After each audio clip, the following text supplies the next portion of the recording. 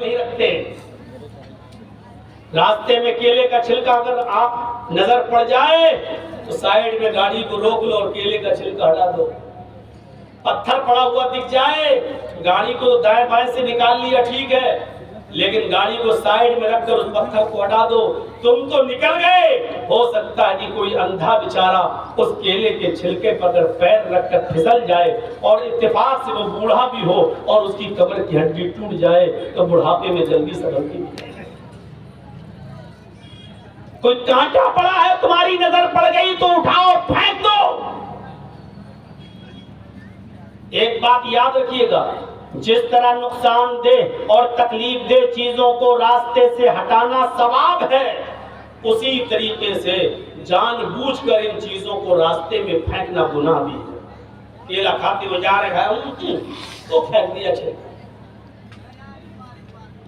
بیچ سڑک پہ گئے نہ ڈال دیا. یہ تکلیف دہ چیز ہے. تکلیف دہ چیز میں ناک بھی آتی ہے, تھوک بھی آتا ہے, بلغم بھی آتا ہے, لیٹرین بھی آتی ہے. یہ ساری کی ساری چیزیں تکلیف دہ چیزوں میں شامل ہیں. ان تمام چیزوں سے تکلیف ہوتی ہے. اب ناک پڑی ہوئی ہے ہم ہٹ رہے ہیں, لیٹرین اور گندگی پڑی ہوئی ہم بچ کے جا رہے ہیں. میرے بھائیوں, یہ کانٹا, پتھر, کیلے کا چھلکا, تھوک, بلغم, ناک, یہ ساری چیزیں تکلیف دہ چیز میں آتی ہیں. تکلیف دہ چیز میں صرف یہی چیز نہیں آتی ہے. بیچ سڑک پہ گاڑی پارک کرتی, کھڑی کرتی اور چلے گئے دکان سے سودا خریدنے کے لیے. ہاں, 1 کلو دال, 1 کلو یہ, 1 کلو وہ, 1 کلو وہ, اور یہاں راستے میں آپ نے غلط جگہ پر گاڑی کھڑی کر دی جہاں لوگوں کو آنے جانے میں تکلیف ہو رہی ہے. میرے بھائیوں, یہ گاڑی کو غلط جگہ پر پارک کرنا بھی تکلیف دینے کے زمرے میں آتا ہے. یہ بھی غلط ہے. لہٰذا ایسی جگہ گاڑی پارک کرنا جہاں لوگوں کے آنے جانے کا راستہ اور تکلیف ہو رہی ہو, یہ چیز بھی غلط ہے. یہ بھی اماطۃ الاذى طریق میں آتا ہے کہ راستے سے تکلیف دہ چیز کو ہٹا دینا. اب کسی کی موٹر سائیکل کو راستے سے ہٹائیے گا تو کتنا برا مانے گا. مان لیجیے بیچ راستے میں کھڑی ہوئی ہے اور اللہ کے رسول کی حدیث تو یہ کہ راستے سے تکلیف دہ چیز کو ہٹا دو. ابھی جرجیت صاحب ہٹا کے دیکھیں, آپ لڑنے پہ آمادہ ہو جائیں گے. ہوگا مولوی تو اپنے باپ کے گھر کا, تو نے میری گاڑی چھوئی کیسے, تو نے ہٹائی کیسے, ارے 20 سڑک میں کھڑی تھی, تیرے باپ کی جگہ ہے. ابھی دنیا بھر کی جملے آپ سنا ڈالیں گے کسی بھی انسان کو, لیکن آپ یہ نہیں سوچ رہے ہیں کہ اس سے تکلیف ہو رہی ہے آنے جانے والے کو. راستے سے تکلیف دہ چیز کو ہٹا دینا, یہ ایک طرف اللہ کا حق, دوسری طرف فوراً ایمان میں کم تر درجہ جو آیا ہے وہ فوراً بتا دیا انسانیت کے حقوق بھی ہیں. لہٰذا یہ مت دیکھو کہ اس راستے سے ہندو گزر رہا ہے, کہ مسلمان گزر رہا ہے, کہ سکھ جا رہا ہے, کہ عیسائی جا رہا ہے, کہ بدھسٹ جا رہا ہے, کہ یہودی جا رہا ہے. کچھ نہیں, انسانیت کا تقاضا یہ ہے کہ اس چیز کو وہاں سے ہٹا دو. شادی ہو رہی ہے, گھر کے باہر آپ نے شامیانہ لگا دیا ہے, گھر کے باہر آپ نے ٹینٹ لگا دیا ہے, وہ راستہ ہے گزرنے کا. اب ایک آدمی کو ٹینٹ لگا ہوا دیکھ کر آپ نے روک دیا. اب وہ آدمی بیچارہ چکر کاٹ کر 2 کلومیٹر دور سے جا رہا ہے. یہ تکلیف دینا ہے, تکلیف. اسی طریقے سے رمضان کا مہینہ آ رہا ہے, رات میں 2 بجے اٹھ کر مائک پکڑ لینا, روزے دار بھائیوں اٹھیے, سحری کیجئے, ماؤں بہنوں اٹھیے, سحری بنائیے. روزہ اتنا ٹائم سحری میں باقی رہ گیا ہے اور اس کے بعد کھڑے ہو کر نظمیں پڑھنے لگو, نعتیں پڑھنے لگو, گیت گانے لگو, اور چاہے قرآن کی آیت ہی پڑھنے لگو. یہ ساری کی ساری چیزیں تکلیف دینے کے ضمن میں آتی ہیں. میرے بھائیوں, آپ کو کس نے کہا کہ رات کے 2 بجے مائک پکڑ کے آپ لوگوں کو اٹھائیے؟ کس حدیث میں لکھا ہے کہ رمضان کا روزہ رکھنے کے لیے روزے داروں کو اٹھانا بھی ثواب ہے؟ کس میں لکھا ہوا ہے؟ ارے روزے دار ہیں, روزہ رکھیے, آپ اٹھیے اور روزہ رکھیے, آپ خود انتظام کیجئے. آج کے دور میں موبائل میں الارم ہوتا ہے, گھڑیوں میں الارم ہوتا ہے, آپ کو معلوم ہونا چاہیے کہ آج کی سحری کا وقت کتنے بجے ختم ہو رہا ہے. آپ اتنے بجے اٹھیے اور سحری کیجئے. آپ لوگوں کے اوپر کیوں محتاج بنے ہوئے ہیں؟ کیونکہ جن کو اٹھایا جاتا ہے وہ صرف روزے داری نہیں ہوتے ہیں. حدیث میں آتا ہے دودھ پلانے والی عورت کے اوپر سے روزہ معاف ہے. جب وہ اپنے بچے کو دودھ پلا چکے گی اور چھڑوائے گی, اس کے بعد وہ روزہ رکھے گی. یعنی وہ بچہ جو عورت کا دودھ, اپنی ماں کا دودھ پیتا ہے, اس کے اوپر روزہ نہیں ہے. لیکن آپ جب روزے داروں کو اٹھاتے ہو تو بیچاری ان عورتوں کی نیند میں بھی ڈسٹرب ہوتا ہے جو عورتیں اپنے بچے کو دودھ پلا رہی ہوتی ہیں. ان عورتوں کی نیند میں بچہ ہے اور جن کو شریعت نے رخصت دی ہے کہ جب حمل ہے تیرے پیٹ میں تو تو روزہ نہیں رکھ سکتی، اس لیے کہ کھائے گی اور پیے گی نہیں تو بچے کی تندرستی پر نہیں بنے گی، اور اس بچے کو خطرہ ہے کہ کہیں وہ مر نہ جائے پیٹ کے اندر، اس بچے کی صحت پر اثر پڑے گا، اس لیے ابھی تم روزہ مت رکھو، جب تمہیں فرصت ہو جائے تب تم روزہ رکھنا۔ آپ جب اٹھاتے ہو تو ان عورتوں کی بھی نیند میں ڈسٹرب ہوتا ہے۔ ایک بوڑھا آدمی ہے جو روزہ نہیں رکھ سکتا ہے، اتنا بوڑھا ہو چکا ہے کہ اس کے اوپر اب روزہ نہیں ہے، وہ صرف فدیہ دے کر کام چلا رہا ہے۔ اس کا بیٹا کہہ رہا ہے کہ مولانا صاحب میرا باپ کا علاج چلتا ہے اور نیند کی ایک ٹیبلٹ دینا پڑتی ہے، اور میرے باپ کی دوا ڈپران چلتی ہے 10 mg کی، جب تک میں اس کو وہ دوا نہ دوں میرے باپ کو نیند نہیں آتی ہے۔ اب رمضان کے مہینے میں یہ لوگ 2 بجے مائے کو پہ چلانے لگتے ہیں جس سے میرے باپ کی نیند میں ڈسٹرب ہو جاتا ہے، وہ اٹھ جاتے ہیں اور اٹھنے کے بعد پھر ان کو نیند نہیں آتی ہے، پھر بے چینی ہوتی ہے، پھر وہ تڑپتے ہیں۔ میرے بھائیوں مجھے بتائیے کہ اس بوڑھے آدمی کے اوپر روزہ نہیں تھا، وہ ڈپران کی ٹیبلٹ کھا کے سو رہا تھا، آپ نے مائک پہ چلا چلا کر اس کو اٹھا دیا ہے۔ اس آدمی کی تکلیف کا ذمہ دار کون ہے؟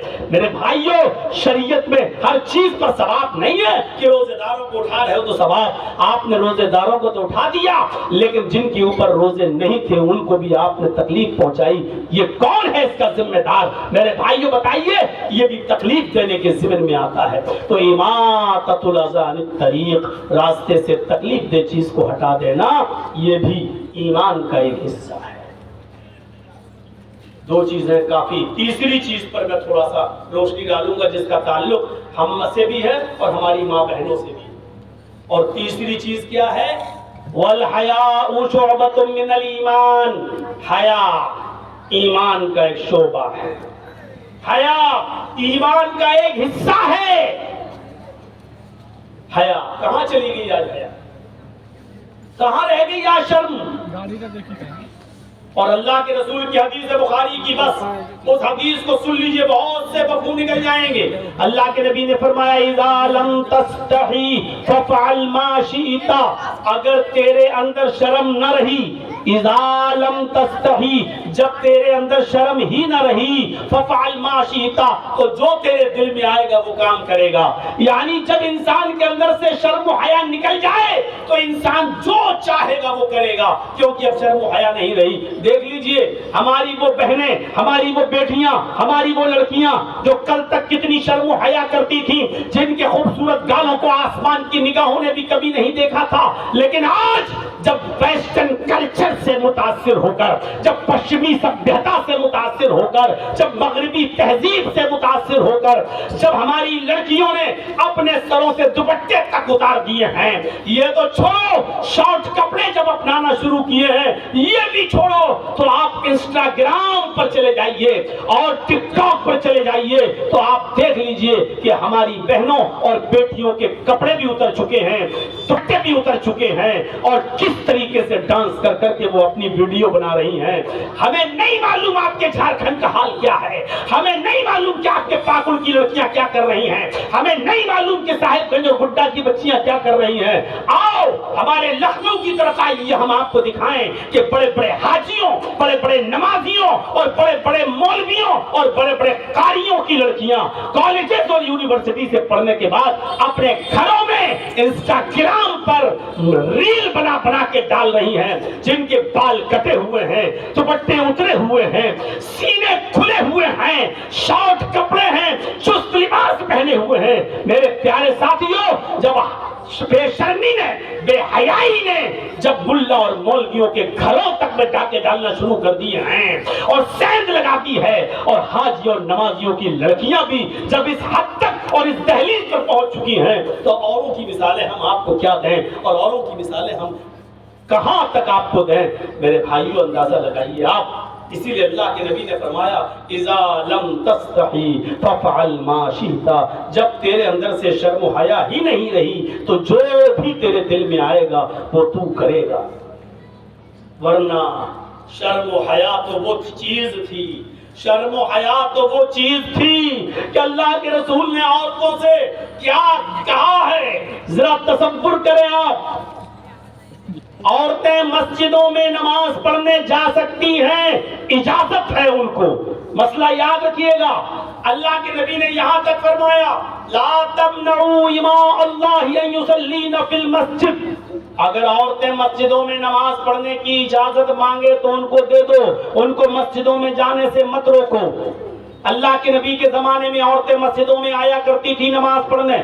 یہ بات اب آپ کی سمجھ میں آ گئی. اب جو چیز بتانے جا رہا ہوں اس کا تعلق شرم و حیا سے ہے. دیکھیے، عورتیں مسجدوں میں اللہ کے نبی کے زمانے میں جایا کرتی تھیں، نبی کے پیچھے نماز پڑھا کرتی تھیں، یہ سب صحیح ہے. اللہ کے نبی نے یہ بھی فرمایا کہ عورتیں مسجدوں میں نماز پڑھنے کے لیے جائیں اور اجازت مانگے تو تم اپنی بیویوں کو، اپنی بہنوں کو، اپنی بیٹیوں کو مسجدوں میں جانے سے مت روکو. یعنی وہ جانا چاہیں تو جا سکتی ہیں، تم روکنے والے کوئی نہیں ہوتے ہو. ان احادیث کی روشنی سے پتہ چلتا ہے کہ عورتیں جب چاہیں، جس وقت چاہیں مسجد میں نماز پڑھنے جا سکتی ہیں، یہ اپنی جگہ پر. لیکن اس کے باوجود اللہ کے نبی صلی اللہ علیہ وسلم یہ فرما رہے ہیں عورت کا اپنے گھر میں نماز پڑھنا مسجد میں نماز پڑھنے سے زیادہ افضل ہے.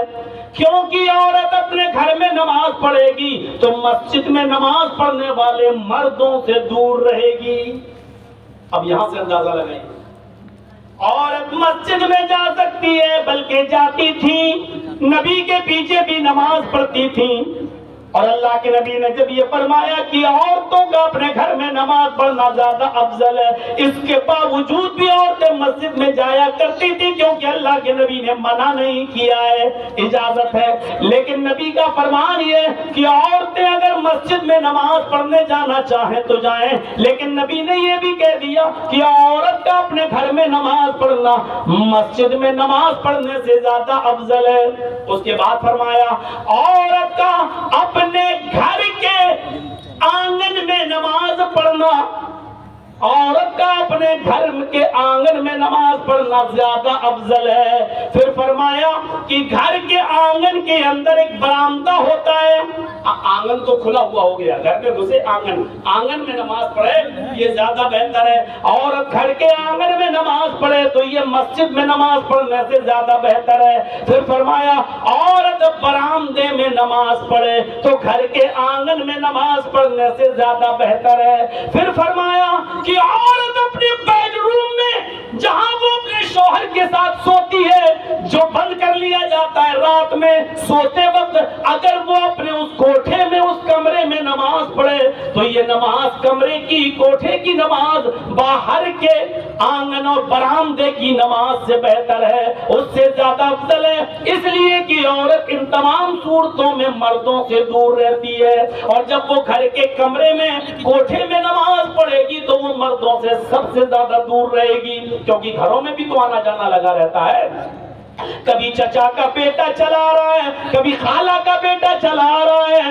کبھی پھوپھی کا بیٹا چلا رہا ہے. آپ ان کو روک تو نہیں لیتے ہو. تو اسی لیے کہا عورت کا اپنے کمرے میں، اپنے بیڈ روم میں نماز پڑھنا گھر کے برآمدے میں نماز پڑھنے سے زیادہ افضل ہے. میری ماں، میری بہنوں سنو، اللہ کے نبی نے کتنی بڑی بات کہی ہے. یعنی عورت مردوں سے جتنا زیادہ دور رہے گی اتنا زیادہ بہتر ہے. یہ شرم تھی، یہ حیا بتائی ہے عورت کی. جناب محمد رسول اللہ صلی اللہ علیہ وسلم نے مسجد میں نیک لوگ اور متقی لوگ آتے ہیں، لیکن اس کے باوجود فرمایا کہ ان مردوں سے بھی دور رہو تو یہ زیادہ افضل ہے. جبکہ مسجدوں میں کتنا بھی بڑا کوئی گناہگار ہو اور کتنا بھی بڑا کوئی پاپی اور کبابی ہو، لیکن کسی بھی لڑکی کو لے کر وہ مسجد میں تو غلط کام نہیں کر سکتا ہے. مسجد کا ادب و احترام اتنا تو مسلمانوں کے دل میں باقی ہے کہ وہ کسی بھی عورت یا لڑکی کے ساتھ مسجد میں تو غلط کام نہیں کر سکتا ہے. تو میرے بھائیوں، اس کے باوجود اللہ کے نبی کہہ رہے ہیں یعنی عورت سب سے زیادہ سرکشت، سب سے زیادہ محفوظ ہے مسجد میں. لیکن پھر بھی اللہ کے نبی یہ کہہ رہے ہیں کہ عورت کا گھر میں نماز پڑھنا مسجد میں نماز پڑھنے سے بہتر ہے. اس کا مطلب یہ ہے کہ مردوں کے دل میں اٹھنے والے شیطانی خیالات اور وسوسوں سے عورت کو اتنا محفوظ ہونا چاہیے کہ وہ مسجدوں میں بھی جائے تو یہ سوچ کے جائے کہ کسی کے دل میں یہ خیالات آ سکتے ہیں، اور شیطان تو ہر کسی کے ساتھ لگا ہوا ہے.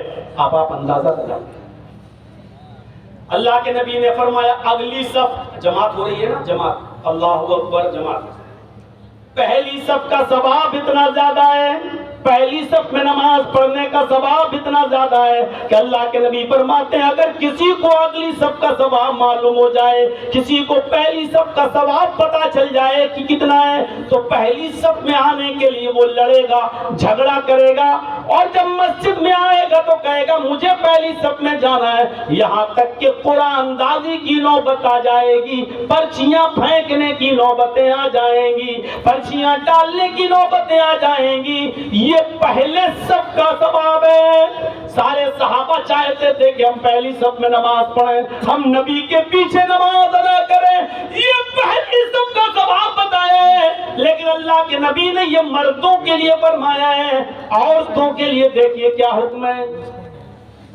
نبی کے زمانے میں بھی عورتیں مسجدوں میں نماز پڑھنے آتی تھیں، نبی نماز پڑھا رہے ہیں، نبی کے پیچھے صحابہ کی جماعت لگی ہوئی ہے، 5 صف 7 صف صحابہ کی لگی ہے، اس کے بعد پردہ پڑا ہوا ہے۔ اس زمانے میں ڈبل اور ٹربل منزل کہاں ہوتی تھی میرے بھائیوں، ایک ہی مسجد کو لمبا چوڑا کر دیا جاتا تھا، جب 5 صفیں 7 صفیں مردوں کی نہیں، اس کے بعد پردہ پڑ جاتا تھا، اور پردے کے پیچھے پھر عورتوں کی جماعت ہوا کرتی تھی۔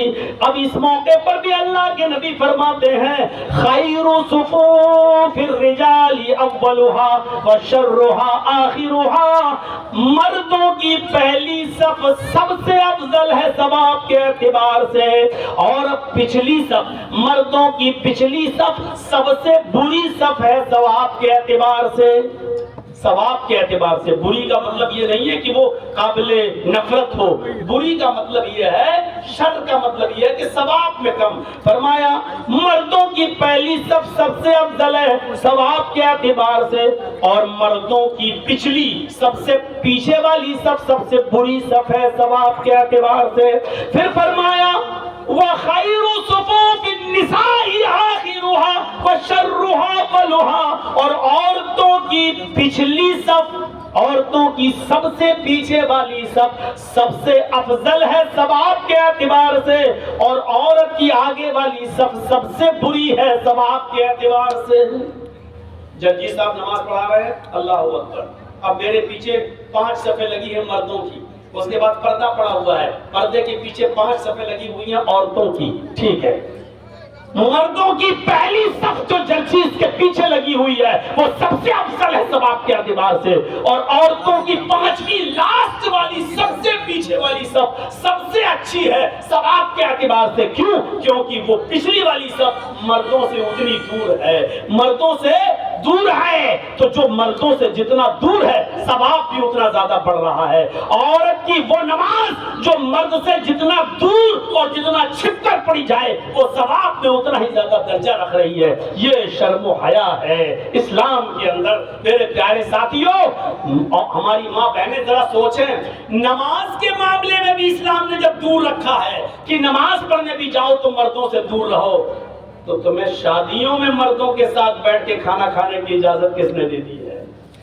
کالجز میں اور یونیورسٹیز میں ہماری ایک انٹر کلاس کی لڑکی، انٹرمیڈیٹ کی لڑکی، 12ویں کلاس کی لڑکی کو ایجوکیشن میں بیٹھے گی، 10 کلاس میں پڑھنے والی لڑکی لڑکوں کے ساتھ کلاس میں بیٹھ کے پڑھے گی، اور کالج کی کینٹین میں دونوں لڑکے اور لڑکیاں چائے پیئیں گے۔